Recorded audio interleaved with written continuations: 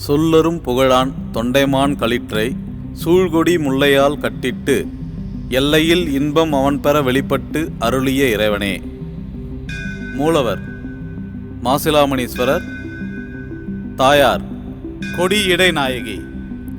தலவிருச்சம் முல்லை. தீர்த்தம் கல்யாண தீர்த்தம். வட திருமுல்லை வாயில் மாசிலாமணீஸ்வரர் ஆலயம்.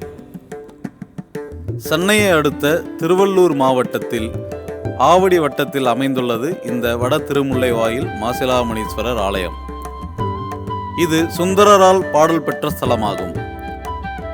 இந்த தலம் கிருதயுகத்தில் இரத்தினபுரமாகவும், திரேதாயுகத்தில் வில்வவனமாகவும், துவாபர யுகத்தில் சண்பகவனமாகவும், கலியுகத்தில் முல்லைவனமாகவும் விளங்குகிறது என்பது பெரும் நம்பிக்கை. தல வரலாறு. தொண்டை நாட்டில் வடதிசையில் முரடர்களாகிய குறும்பர்கள் ஓணன், காந்தன் என இருவர் இருந்தனர். அவர்கள் சிறு தெய்வமான வைரவரை வழிபடுபவர்கள்.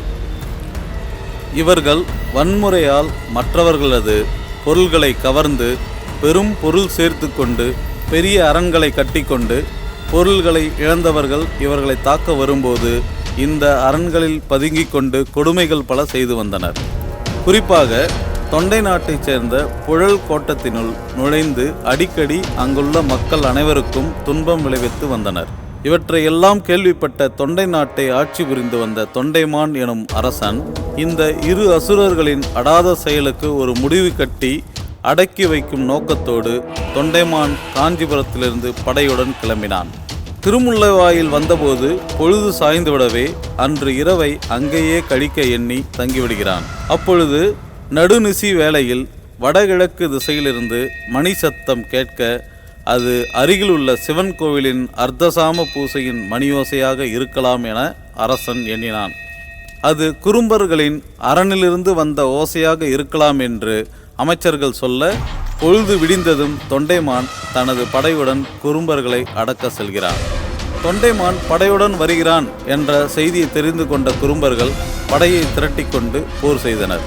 தொண்டைமானின் தாக்குதலை எதிர்கொள்ள முடியாமல் குறும்பர்கள் அரணுக்குள் ஒளிந்து கொண்டனர். குறும்பர்களின் தெய்வமான வைரவனின் வரத்தால் பெற்ற பூதத்தின் உதவியால் தொண்டைமானின் படைகளை குறும்பர்கள் விரட்டி அடிக்கின்றனர். இனிமேல் போர் செய்ய இயலாது என்று எண்ணிய தொண்டைமான் போரை நிறுத்திவிட்டு பாசறைக்கு திரும்பி செல்கிறான். வரும் வழியில் மன்னன் ஏறி வந்த யானையின் கால்களில் முல்லை கொடிகள் பின்னி பிணைந்து யானை தன் காலை எடுத்து வைக்க முடியாத நிலை ஏற்படவே மன்னன் யானை மீது அமர்ந்தவாறே தனது வாளை இடுப்பில் இருந்து உருவி வாளாலேயே முல்லை செடிகளை வெட்டி கொண்டிருக்கும் போது டங் என்று மாபெரும் ஓசையை கேட்டவுடன் யானை மீது இருந்த தொண்டைமான் குதித்து பார்க்கும்போது தனது வாளில் இரத்தம் இருப்பதை பார்த்து பதறியவாறே முல்லை கொடிகளை விலக்கி பார்க்கும்போது அங்கிருந்த சிவலிங்க தலையிலிருந்து இரத்தம் கொட்டி கொண்டிருப்பதை கண்டவுடன் தனது கண்களில் வடிந்த கண்ணீரை துடைத்து கொண்டே அழுதவாறே அங்கிருந்த மருத்துவம் குணம் கொண்ட மூலிகைகளை கொண்டு வந்து சிவலிங்கத்தின் தலைப்பகுதியில் போட்டுவிட்டு கொண்டிருக்கும் போது லிங்கத்தில் இருந்து வரும் இரத்தம் நின்றபாடில்லை. கவலையுற்ற தொண்டைமான், அகிலத்தை காக்கும் இறைவா, உன்னையே நான் காயப்படுத்தி விட்டேனே, இனி நான் இவ்வுலகில் வாழ தகுதியற்றவன் என்று சொல்லியவாறே தனது வாளால் தன் கழுத்தை அறுத்து இறக்க முற்படும்போது மீண்டும் வெண்கல மணி ஓசை கேட்கிறது.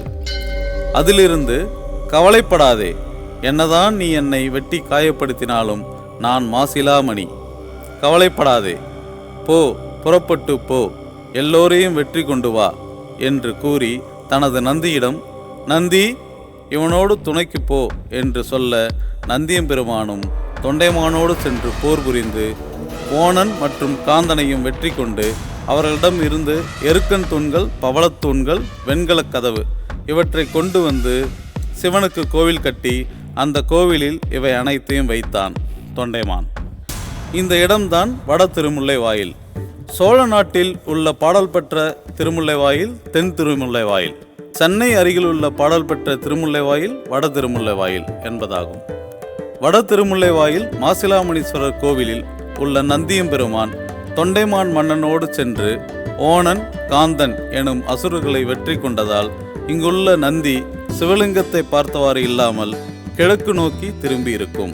இங்கு இறைவனுக்கு, அதாவது லிங்கத்தின் ஆவுடைக்கு மட்டுமே அபிஷேகம் செய்யப்படுகிறது.